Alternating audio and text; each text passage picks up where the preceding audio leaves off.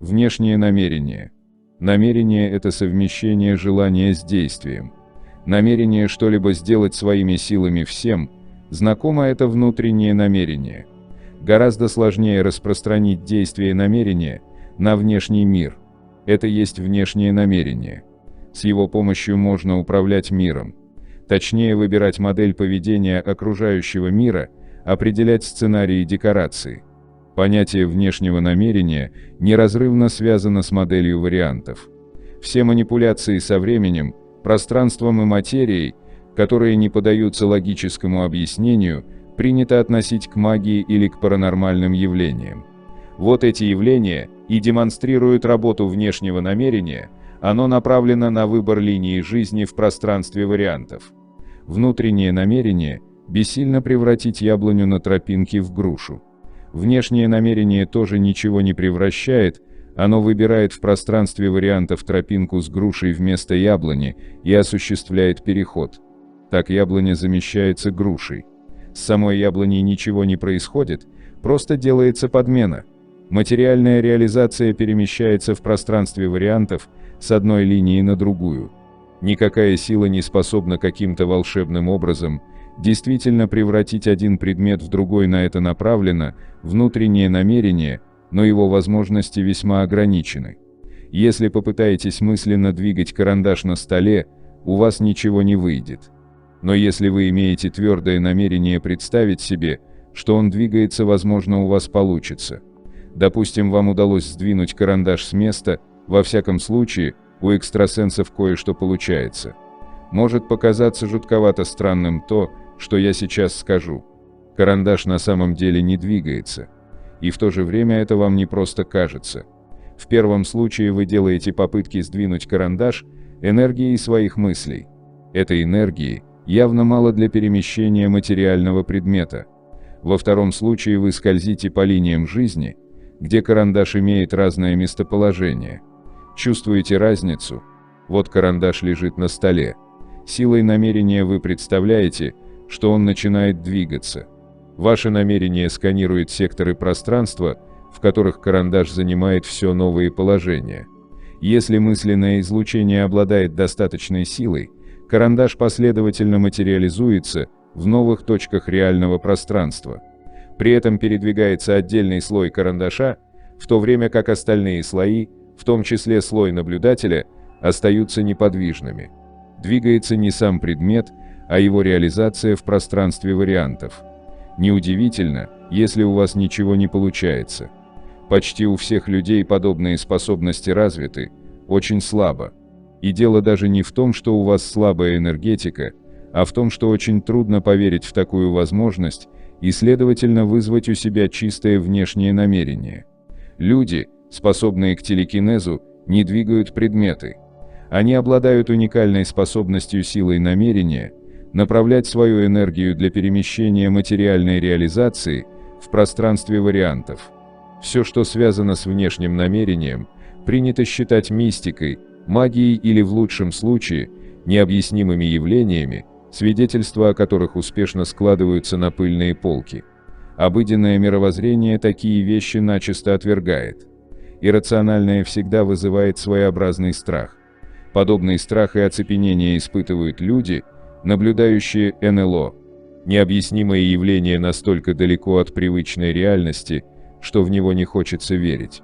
И в то же время оно имеет такую ошеломляющую дерзость быть реальным, что вызывает ужас. Внешнее намерение – это тот случай, когда если Магомед не идет к горе, то гора идет к Магомету. А вы думали, это просто шутка?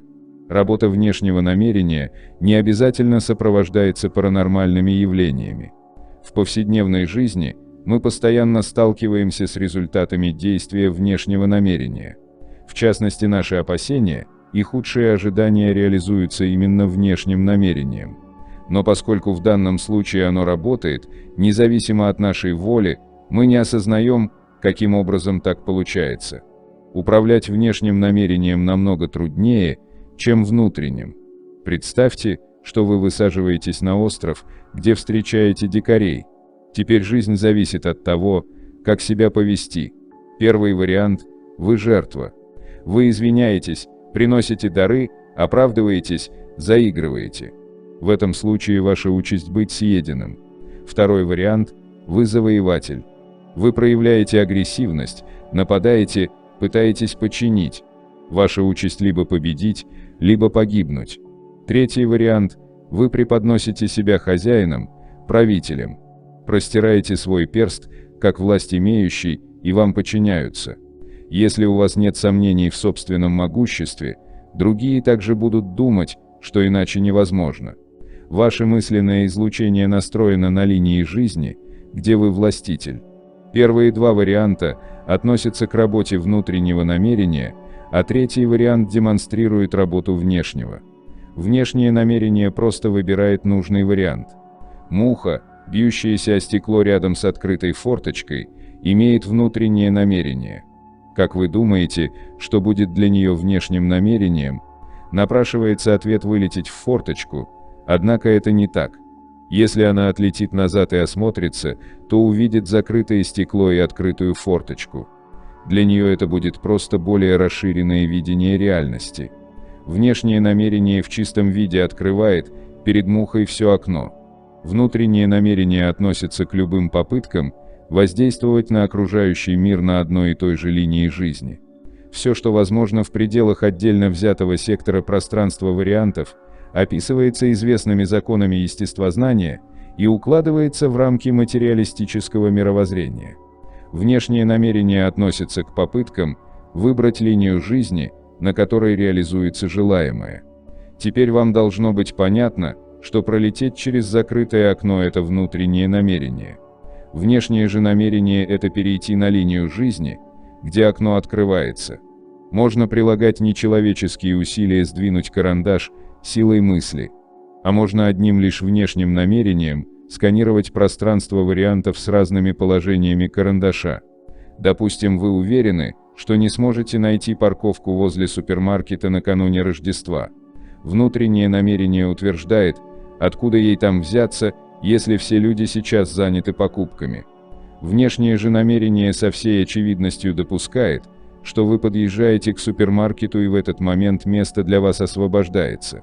Внешнее намерение даже не то чтобы твердо и непоколебимо верит в такую возможность, оно просто бесстрастно и безоговорочно берет свое. Внешнее намерение – вещь, рожденная в импровизации, подобная озарению. Готовиться к внешнему намерению бесполезно. Все магические ритуалы направлены на то, чтобы вызвать собственно внешнее намерение. Но ритуал – это лишь подготовка к волшебству, театральная прелюдия, декорация. Представьте себе, во сне вы летите вниз со скалы, и чтобы не упасть, вы должны вызвать намерение повиснуть в воздухе. Готовиться и произносить заклинания времени нет. Стоит вам только вознамериться полететь, и у вас это получается. Заклинания и магические атрибуты лишь помогают пробудить ту силу, которую имеет каждый человек, но не может использовать. К сожалению, у современного человека почти атрофировано умение управлять внешним намерением. Люди умудрились даже начисто забыть о том, что когда-то они владели этой способностью.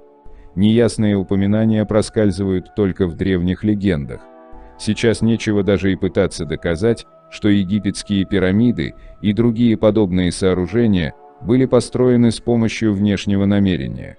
Будут приняты любые гипотезы, но только не это. Мне кажется, строителям пирамид было бы весьма забавно узнать, что потомки, считая своих древних предков отсталой цивилизацией, будут из кожи вон лезть, пытаясь разгадать их тайну только в рамках внутреннего намерения. Но люди не лишены внешнего намерения полностью. Просто оно накрепко заблокировано. Все, что принято понимать под магией, есть не что иное, как попытки работы с внешним намерением. Столетиями алхимики безуспешно пытались найти философский камень, который превращает любой предмет в золото. Алхимии посвящено множество запутанных и сложных для понимания книг.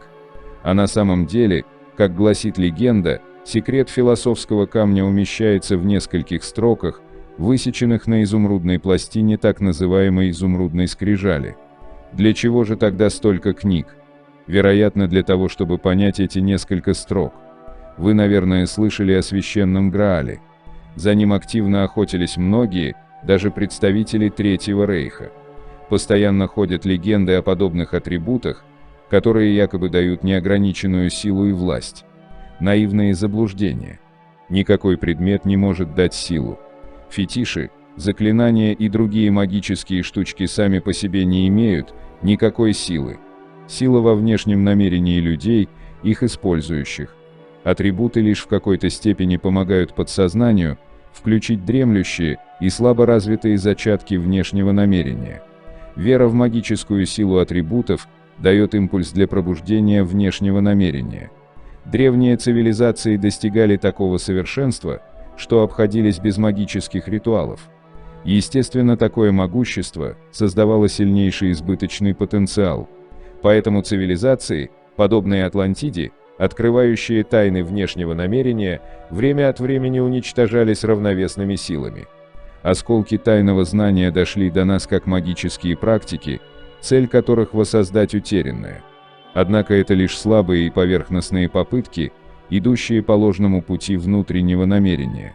Суть силы и могущества внешнее намерение так и остается загадкой. Преимущественное развитие у людей внутреннего намерения и утрата внешнего индуцировано маятниками, поскольку они питаются энергией внутреннего намерения.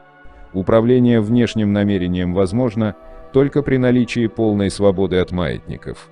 Можно сказать, здесь они одержали окончательную победу в борьбе с человеком. Итак, мы выяснили, что природа мысленной энергии, направленной на достижение цели, проявляется в трех формах: желание, внутреннее намерение и внешнее. Желание – это концентрация внимания на самой цели. Как видите, желание не имеет никакой силы. Можно сколько угодно думать о цели, желать ее, но ничего от этого не изменится. Внутреннее намерение – это концентрация внимания на процессе своего движения к цели. Это уже работает, но требует много усилий. Внешнее намерение – это концентрация внимания на том, как цель реализуется сама. Внешнее намерение просто позволяет цели реализоваться самой. При этом подразумевается твердая убежденность в том, что вариант реализации цели уже существует и остается только его выбрать. Внутренним намерением цель достигается, а внешним выбирается. Внутреннее намерение можно охарактеризовать формулой «я настаиваю на том, что…». Внешнее намерение подчиняется совсем другому правилу: обстоятельства складываются так, что… или получается так, что… Разница огромная. В первом случае вы активно действуете на мир так, чтобы он подчинился. Во втором случае занимаете позицию стороннего наблюдателя, все получается по вашей воле, но как бы само по себе. Вы не изменяете, а выбираете.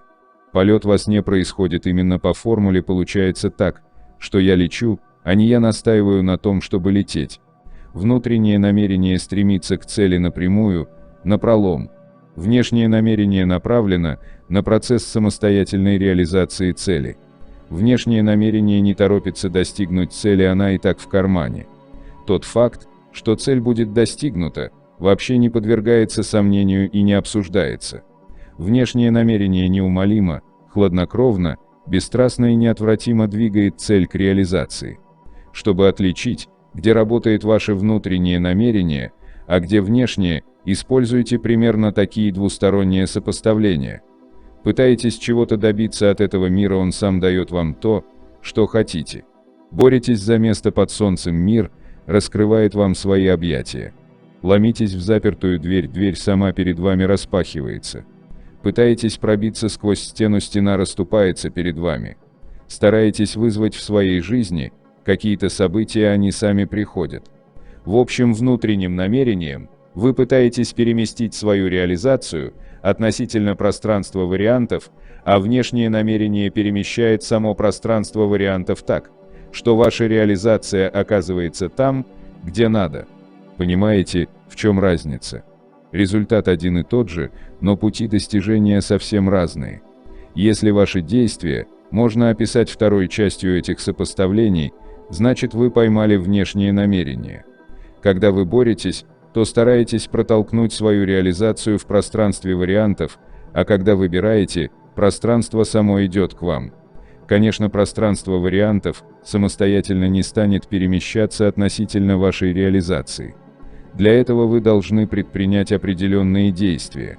Однако эти действия лежат за рамками привычных и общепринятых представлений. По ходу всей книги я буду приводить вам примеры отличия в подходах внутреннего и внешнего намерения. Внешнее намерение является краеугольным камнем трансерфинга. В нем кроется ключ к загадке смотрителя, а именно почему не нужно бороться с этим миром, а просто выбирать в нем то, что хочется. Для внешнего намерения нет ничего невозможного. Вы можете летать и в реальности, или, скажем, ходить по воде, если у вас внешнее намерение Христа. Физические законы при этом никак не нарушаются. Дело в том, что физические законы работают в одном, отдельно взятом секторе материальной реализации. Работа внешнего намерения проявляется в движении реализации по разным секторам пространства вариантов. В рамках одного реализованного сектора летать невозможно. Для этого вам необходимо противодействовать притяжению Земли, а это работа внутреннего намерения, требующая затрат энергии на преодоление силы тяжести. Свободный полет, как во сне, так и наяву, это не ваше реальное движение в материальном пространстве, а изменение относительного положения вашей реализации. Другими словами, тело последовательно материализуется в новых точках физического пространства. Можно еще сказать, не вы сами летите через пространство, а оно движется относительно вас в соответствии с выбором вашего внешнего намерения. Скорее всего, это звучит не совсем корректно, но мы с вами не будем углубляться в теорию относительности. Мы можем только догадываться, как это происходит на самом деле.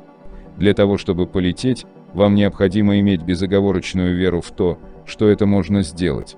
Почему Христос сказал так безапелляционно просто: «По вере вашей да будет вам»? Потому что мы не можем что-либо получить или сделать, не имея намерения. А намерения нет без веры. Мы не могли бы и шагу ступить, если бы не верили, что это возможно. Однако убедить разум в том, что в реальности можно летать так же, как и во сне, не удастся. Во всяком случае, в обычном состоянии сознания. Некоторым йогам в Индии удается в процессе медитации оторваться от пола.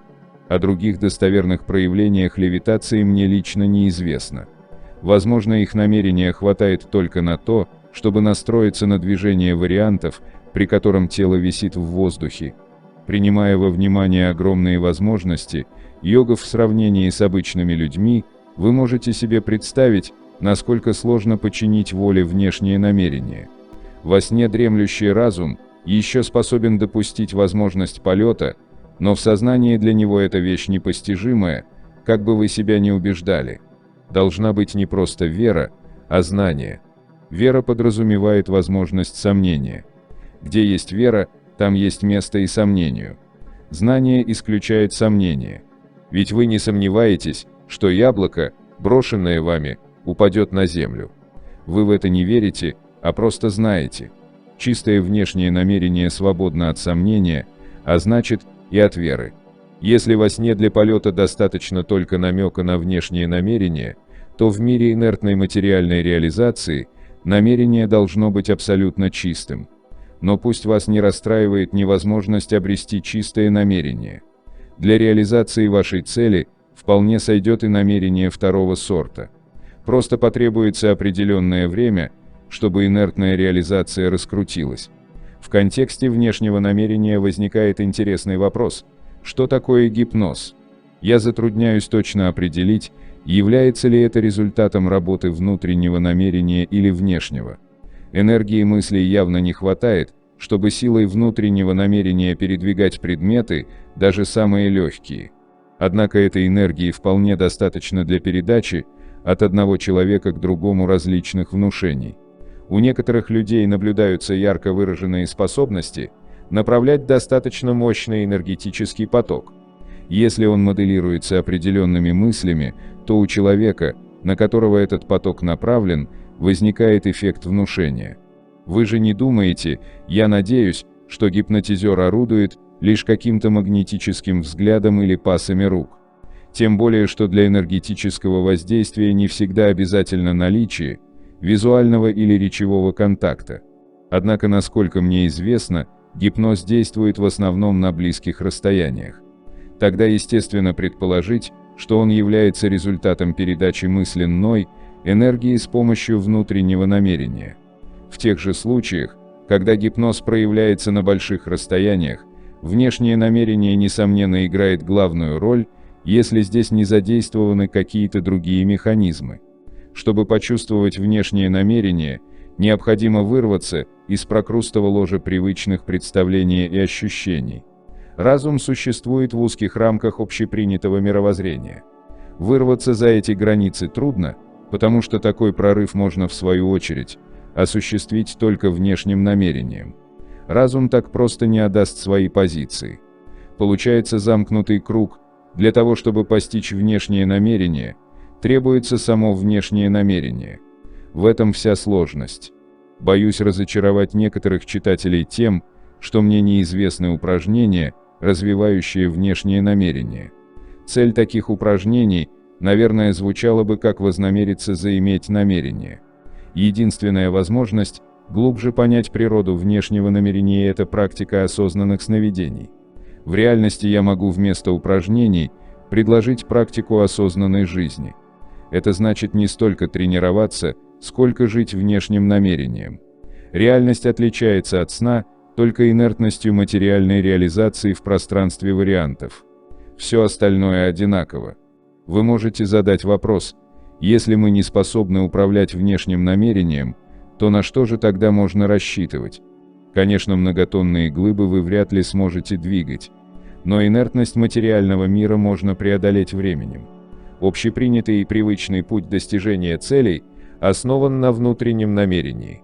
Суть трансерфинга состоит в том, чтобы наоборот отказаться от внутреннего намерения и использовать внешнее. Трудно провести грань, где кончается внутреннее намерение и начинается внешнее. Внутреннее намерение превращается во внешнее, когда сознание соединяется, согласовывается, сливается с подсознанием. Эта грань неуловима. Это похоже на ощущение свободного падения или на то чувство, когда впервые удалось поехать на двухколесном велосипеде.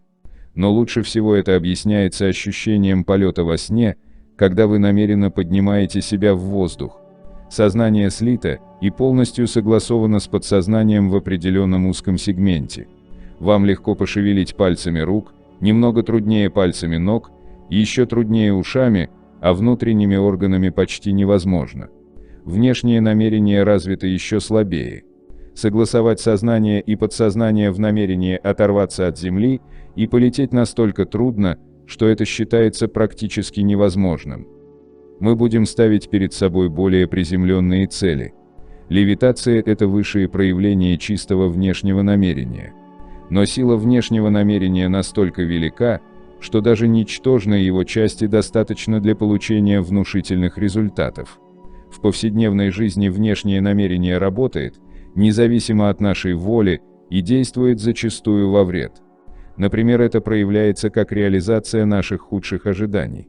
Мы уже обсуждали ситуации, в которых человек получает то, чего не хочет. С одной стороны, вас преследует то, чего вы опасаетесь, ненавидите, от чего желаете отвертеться. Так происходит потому, что мысленное излучение, настроенное на нежелательное событие, переносит вас в сектор, где это событие как раз имеет место. Но с другой стороны, вы ведь не намерены иметь нежелательное. Где же здесь работа намерения? Внутреннее намерение направлено на то, чтобы избежать нежелательного. Вас задевает за живое то, что беспокоит, внушает опасение и неприязнь. Вы всей душой хотите этого избежать. Разум боится, душа тем более опасается. Разум чувствует неприязнь, душа тоже не имеет ничего против. Разум ненавидит, душа и подавно. Душа и разум полностью единогласны. В момент согласованности сознания и подсознания как раз и пробуждается внешнее намерение.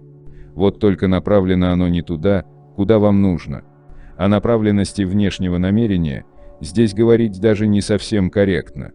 Если внутреннее намерение имеет четкую направленность, избежать нежелательного, то внешнее намерение указывает скорее не направление, а зеленый свет для реализации того, в чем согласованы душа и разум. а согласованы они в одном в оценке события. Желательно оно или нет, не имеет значения. Внешнее намерение видит единство души и разума и просто выбирает соответствующий сектор в пространстве вариантов. К сожалению, в жизни душа и разум чаще всего едины в неприятии чего-либо. Поэтому реализация худших ожиданий является наиболее характерной иллюстрацией работы внешнего намерения. Люди, как правило, смутно представляют, чего они желают всей душой, но очень хорошо знают, чего хотят избежать. Чтобы подчинить внешние намерения своей воле, необходимо добиваться согласия души и разума в позитивных устремлениях и выбрасывать из своих мыслей все негативное. Вы уже знаете, какое вредное влияние оказывает отрицательный настрой в нашей жизни. Выражая недовольство и неприятие, вы подвергаетесь действию равновесных сил, впадаете в зависимость от деструктивных маятников и ориентируете свое мысленное излучение на негативные секторы пространства. Внешнее намерение, сформированное негативом, претворяет его в жизнь. Таким образом, внешнее намерение может действовать помимо нашей воли. Овладеть этой силой трудно, но ее можно заставить работать на себя. Решением такой задачи мы и займемся. Мы уже выяснили, как следует поступать, чтобы действие внешнего намерения не шло во вред, не создавать потенциалов важности и отказаться от негатива. Осталось разобраться, что нужно делать для того, чтобы внешнее намерение служило поставленной цели. Это не так просто, как потереть волшебную лампу Аладдина, но методы, помогающие запустить механизм внешнего намерения, все же имеются. Возможно, многое в изложенном осталось для вас неясным. Это действительно трудная для понимания тема, потому что внешнее намерение невозможно описать словами. Однако скоро картина прояснится. У меня нет желания напускать туман, чтобы заинтриговать вас, как это любят делать адепты некоторых школ и духовных течений. Все, что необходимо знать, вы найдете в этой книге. Все, что необходимо уметь, вы приобретете из своего опыта, если будете применять принципы трансерфинга на практике. Никаких специальных занятий и тренингов не потребуется. Ничего мистического и тайного в трансерфинге нет. Тайное знание, как правило, окружено иносказаниями и недомолвками. Но ясномыслящий, как известно, ясно излагает. И если владеющий тайным знанием хочет показать, что ему известно нечто такое, что он может якобы поведать только своему ученику на ушко, а в остальное время выражается иносказаниями и глубокомысленными сентенциями, значит, скорее всего, этот гуру сам ясно не представляет, в чем суть его знания. Мы не будем пытаться обрести абсолютное намерение, способное поднять тело в воздух. Если б знать, как это делать, то и говорить было бы больше не о чем. Есть пространство вариантов, есть возможность выбора, выбирайте свой вариант, и точка. Наша задача состоит в том, чтобы научиться добиваться цели, используя свои возможности. Даже при всей их ограниченности трансерфинг предоставляет знания, способные пробудить силы, которые мы не используем. И для этого не требуется изнурять себя медитациями, тренировками, осознанным сновидением и прочими мистическими занятиями, от которых может крыша поехать. Конечно, модель трансерфинга кажется невероятной. Во все это действительно трудно поверить. Тем не менее, стоит лишь пересмотреть привычные взгляды на мир, и вы сможете добиться того, что раньше казалось недостижимым. И вскоре вам предстоит убедиться, внешнее намерение действительно можно заставить работать на себя.